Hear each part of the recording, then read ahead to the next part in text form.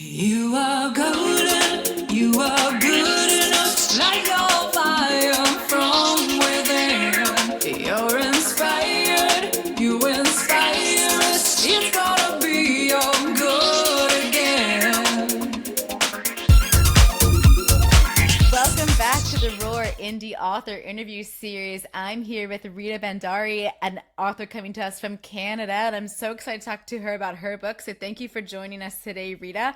I just want to ask to begin, what inspired you to be an author? It's funny because I've been asked this question many times, and I don't have an answer that you typically get. I never thought of myself as an author, as a writer. I'm an elementary school teacher, and I wanted my students to be seen and feel included. And throughout the years, I educated myself on topics of diversity, equity, and inclusion.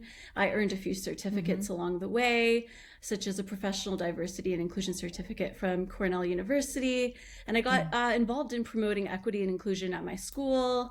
I participated in a pilot program in my school board. It was called Leading Change, and it's basically focusing on developing anti-racist leadership competencies for teachers who identify as Indigenous, Black, or racialized. And I started thinking back to my own experiences of ignorance, microaggressions, racism as a child. And I thought, if kids were explicitly taught the truth about race, what a difference that would make. So I saw a gap in the market, really, as an educator, as a teacher. I saw a gap in the market in books that really teach more of a fact-based way, explicitly teaches about skin color, explicitly teaches about race. And that's how that idea of the Ace Compeers book series was born. That's awesome. So you notice this whole, like, in the classroom, notice the diversity of your students, and we're like, hey, I'm going to do what I can to fix this, or, make it a little bit better than what it is right now. That's incredible. Yeah, exactly. I just thought, if I'm biracial, so South Asian and white, French Canadian, and I went to a predominantly white school. I was one of the few people, although I'm half white. Technically, I was one of the few students who wasn't fully white, and I was quote unquote different. And because of that, I've had a few things, choice words said to me, and I've had rocks thrown at me, and go back to your own country type of thing. And although, it doesn't matter that if I'm born in Canada or not, but, it's just, I guess, children, they pick it up. They pick it up from their environment. They pick it up from the media or wherever the case may be. And I just wish that maybe if kids at a young age were taught, and I'm talking about really the truth of fact-based information series, or, well, I came up with a book, but at the time when the idea came up, it was basically, how can I get this message through that's meaningful, that represents kids, and really promotes inclusion, true inclusion. Yeah, I think that's really, you bring up such a great point. In North America, I'd say, especially the US and Canada, are such melting pots of people. They're all, there's only a certain few that are indigenous to this continent. So there's that. And then when people say there's some of those hurtful things, even though that it doesn't matter to a degree, it is just ignorant to be like, well, I was born here, so where do you want me to go? Like, this is my country, this is my home, so educate yourself. So that's really, I could see where that stings, and would be something that would prompt you to be like, yeah, let's talk about that. That's not a fun thing for a human being to go through at all. Yeah, no, not at all. And yeah, so I just decided that I'd start, based on what I've learned and what I've discovered through the years, I'd start a book series on it. So this is my first book of the series. That's great. It's called The Ace Compeers, The Secrets of Skin Color.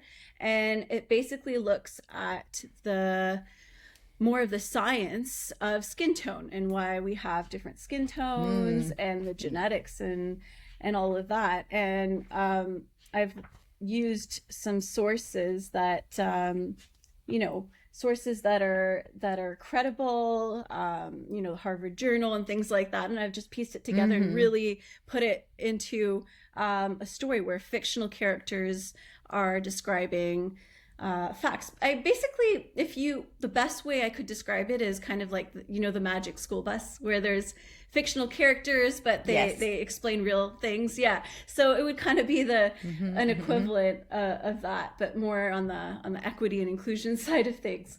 So yeah, I would teach kids, like, for example, we're all born with these genetic instruction manuals, our DNA, and that's given to us by our biological parents. And although maybe this person who has light beige skin, although they might have a similar page in their instruction manual than that person because of their skin color is only one page in the entire genetic instruction manual that we're given by our biological parents. So although maybe one page might be similar, the one on skin color, all the other pages could be different. And this person could have a lot more similarities in their DNA and their genes than this person with dark brown skin. And that's proven that there's a lot of scientific fact, and that discredits, race isn't a genetic thing at all. And I just think, like, if you go to the foundation of things and you explain that to kids, and you explain that there's something in our skin called melanin, and that's something that's kind of like our natural sunscreen lotion that we have in our skin. So people with light pigmented skin tones, they tend to get a sunburn more easily versus people who have more melanin in their skin.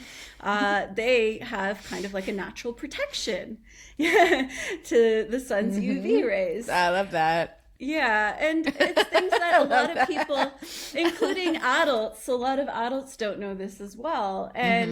And a lot of scientists believe, this happened because people whose ancestors lived closer to the equator, they needed skin to, obviously we didn't have sunscreen lotion hundreds and thousands of years ago, so they needed protection from the sun's harmful rays. And then people who needed maybe more vitamin D in their skin, they in order to absorb the vitamin D, you need a lighter skin tone. So if you move away from the sun, you don't have enough vitamin D going in. So if your skin was lighter, you'd be able to absorb the vitamin D a lot better. And I think I did an author visit at a school recently, and there's one thing that shocked a few of the students in a grade 8 class. I showed this picture here, and there's a character named Riley, and she's asking, okay, but what happens when we get a tan? And I said, oh, well, the same stuff that protects my skin naturally, the melanin in my skin, that happens to you when you go into the sun, you get a tan. Your body starts producing more melanin to protect you from the sun because you're in the sun all day, so you get a tan. But the only difference is it's temporary because mine was already in my genetic code. Oh, that's awesome. It is something crazy, like human to human, there's like maybe 0.1% difference or something like that. It's very minute amount of like the genetic coding that's different. So I love that you point that out in the book. I think that's fantastic. It's like, that's science. I love it. Yeah. And is this book the one that's part of the Roar series? Yes, so that is the book that's part of the Roar series. Yeah. And then the second book it got released in January, and that looks more at the history of race. So it's called the Ace Compeers, the Mystery of Race. So that goes more into the history of the categories, the race categories that we use today. How did that start? That's fantastic. And then how did you come up with the series name? What inspired the Ace Compeers? I decided to think of a name that firstly isn't as common, that would hopefully stick out. And I thought the name Compeer was really interesting because a compeer is a person of equal rank or status. So it's an equal, a peer, or a companion. And I wanted my characters to be known as equals of equal rank or status. So I thought that would be a great title for the book series. Fantastic. And then what age group are your books best suited for? For around ages 8, 9 to 12. Depending on, I've read it to younger students as well, and they understand the main ideas, but in that case, an adult would have to, read through it and use the discussion questions. So my books actually include certain discussion questions and main ideas in them. So they're divided into 2 parts, and there's a main goal, there's the main ideas, a deeper understanding for the caretaker, the parent, or the teacher, and then there's a few suggested questions, discussion questions for students or your children.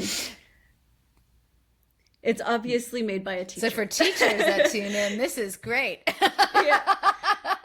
I was going to say, you're like the educator's dream writer. You got all the things in there. That's amazing. Exactly. I think it's pretty obvious that a teacher wrote this book. I thought about all my stuff after the fact. I'm like, this would have been helpful to teachers. I was like, should have put that in there. Anyway, what does it mean for you to be part of this Roar Golden Ticket to Literacy initiative? I really think that the mission and the values, they align with mine, because in their mission statement, they say that equity in education can be achieved through literacy and also to include free, inclusive, diverse books, to empower students and to have students inspire them and relate to them and validate their experiences. It's basically what I'm about. So I'm really happy to be part of this because I feel that that's what's needed. We need more diverse books, more representation.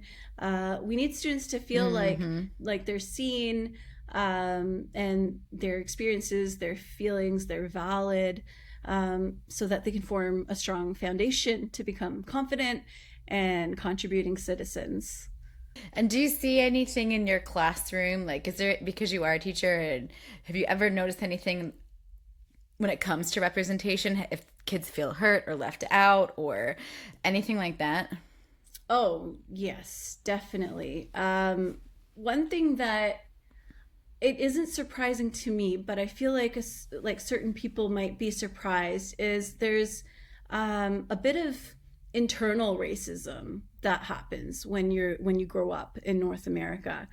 For example, I find a lot of students distancing themselves from other students who are either they represent the same race or the same culture, the same religion. Well, I'm not like that person. I'm more like this, or I fit in more, or I had a few students talk about marriage, and I said, some weddings look different. So my wedding, the ceremony was a bit different, and it looked like this. And then I wore, a langa, and I had a chimney over my head, and after that talk, a few of my students, they decided to draw what a wedding would look like in their religion, and but prior to that, everybody wore a white dress. It's what you see on TV, it's what you see in the movies.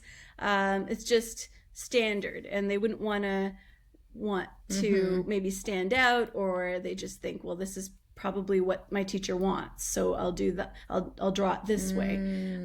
So yeah, there's a lot of that, and even with me growing up in high school, I would. Unfortunately, now I know better. When you know better, you do better. But I wanted to fit in just like every other kid. So I'm not like those girls that, maybe they have an accent, or maybe they, whatever it is. I'm completely not like those people. But it's not, it leaves a bitter taste in my mouth thinking back to it, because there's no hierarchy. There's no one better than another person, and we're all just different. And unfortunately, growing up, the messaging, and even now, the messaging isn't exactly that. at all times, and we need to remind kids that, you know, that's really not the case. There's no racial hierarchy or any other hierarchy. It's just that we're all different, and we should be proud of that, and that's okay. Absolutely. Amen to that. Amen to that. I agree with that so much. I could go down like 4 different rabbit holes right now, but I'm going to stay on target. Gonna stay focused. I told myself I'd stay focused. When it comes to, you know, your students or other aspiring writers, I mean, I'm sure your students have to write, but aspiring writers in general, what advice or insight would you offer? I'd offer a few. I'm going to take away something from my own personal experience in this journey of writing. Firstly, I'd say follow your passion. By the way, if you hear my 10-month-old crying in the background, hopefully you can hear her wailing right now. So, pay attention to me, Mom. Yeah, I know. She's with my husband right now. Follow your passion. Try out new things, you know, try your different writing styles, maybe find your purpose, your messaging, that voice inside you, or that feeling that leads you towards your purpose. First, listen to that. What is it? What is the goal? And what do we really want out of it? And I don't really mean that it could be on a spiritual way, but I don't necessarily mean that in a spiritual way, your purpose. It just means that if you're truly wanting to get something out or to make a difference in some way, if you lean into that feeling and figure out how to do that in your own unique way, that's the way to do it. And then the second piece of advice would be perseverance is definitely needed, having that growth mindset, because success in any field, including writing and education, it often requires facing challenges and setbacks. So having that determination to keep going despite the difficulties and the obstacles, it could help individuals achieve their goals. And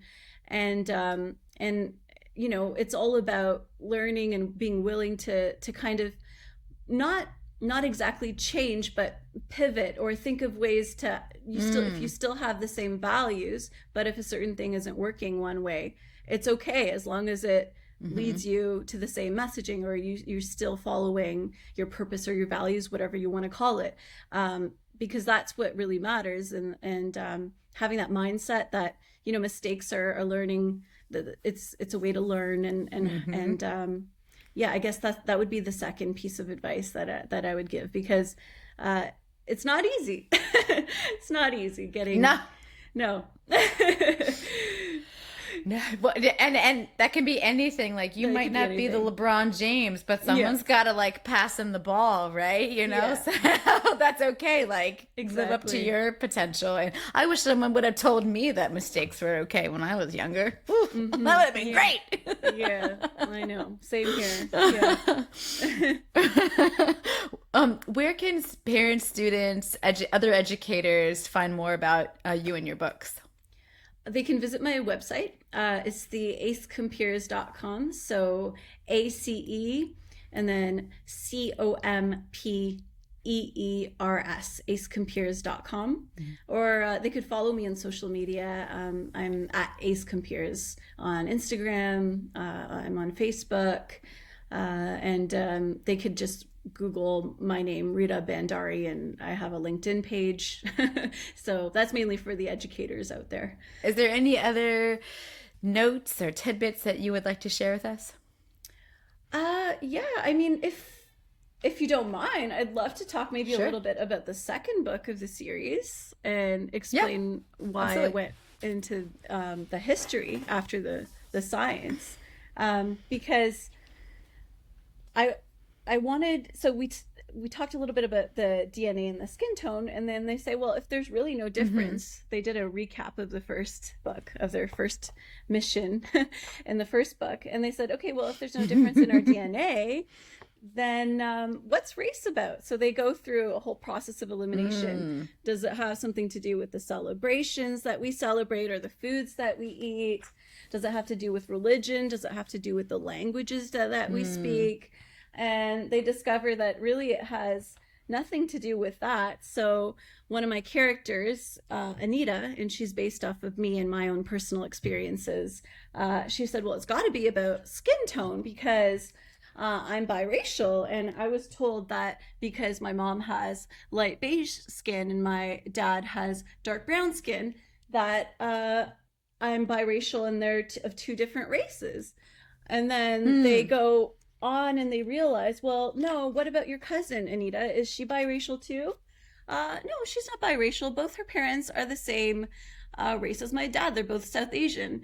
But she's got a lighter skin tone than you, and you're half white. So, maybe race isn't quite about skin tone either, because skin tones tend to match across races as well.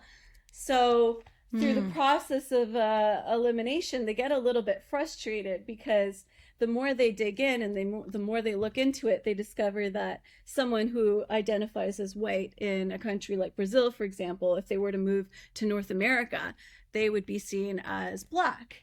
So then they get really confused and frustrated, and they start thinking, well, okay, well, if it's not about religion, if it's not about language, food celebrations, then what is race really? And that's the first part of the series. It kind of leaves you on a cliffhanger.